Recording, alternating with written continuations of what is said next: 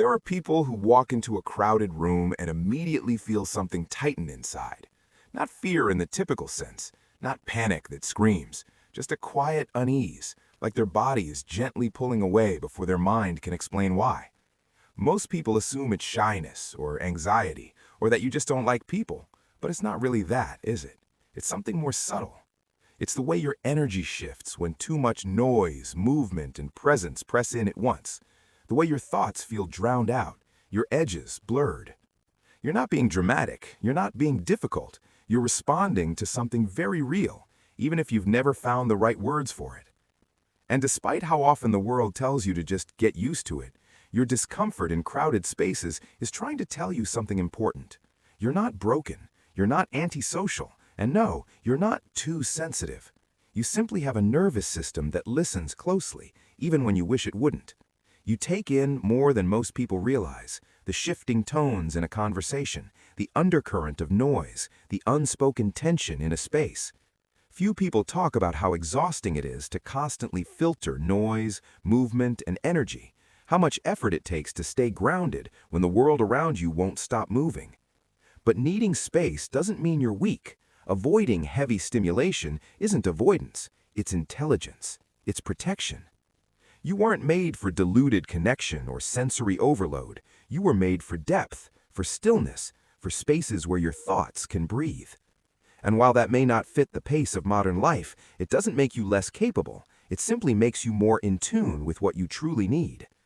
Most people don't realize that discomfort in groups can come from internal depth, not external weakness. One explanation lies in something called sensory processing sensitivity, a trait found in people whose nervous systems are more finely tuned to what's happening around them.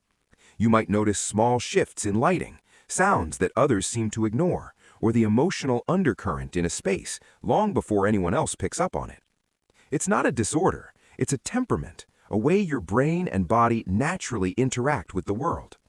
When someone wired this way enters a crowded space, their system doesn't just register people, it registers tone, motion, proximity, rhythm. The brain doesn't filter out the irrelevant noise as easily. Everything comes in, and eventually it floods. This is also why many highly sensitive people tend to be introverted or conscientious. It's not about disliking others, it's about needing space to process what others may not even notice. Overwhelm isn't always about fear. Sometimes it's about values, about seeking environments where your depth isn't constantly interrupted. Your reactions aren't exaggerated, they're appropriate for how you're built, and when understood, they're not a disadvantage. They're a form of quiet intelligence that protects your capacity for presence. There's a difference between avoiding life and honoring your limits. Your discomfort in crowded places isn't just about escape. It's about discernment, a quiet knowing that not every environment is meant for you, that your presence loses meaning when it's stretched too thin. This tendency to withdraw, to seek solitude, to prefer calm over chaos, it's not a lack of courage, it's a form of clarity. You value depth over small talk, spaciousness over stimulation, and genuine connection over constant accessibility.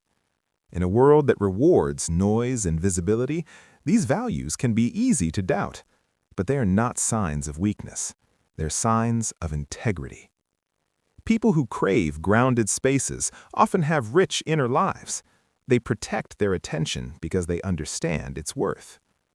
You're not avoiding people, you're choosing environments that respect your energy.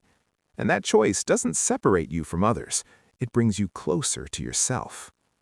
This isn't about being better than others, just different. You can love connection and still need distance.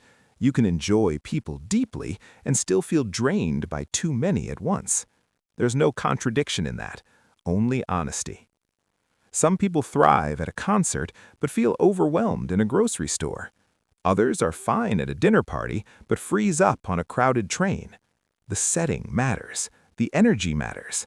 Your boundaries are not one size fits all. What matters is that you know where you feel most like yourself. Emotional clarity doesn't mean always saying no. It means knowing when the answer is yes. It's not about rejecting the world. It's about meeting it with intention. Quiet strength forms not through performance, but through presence that feels true.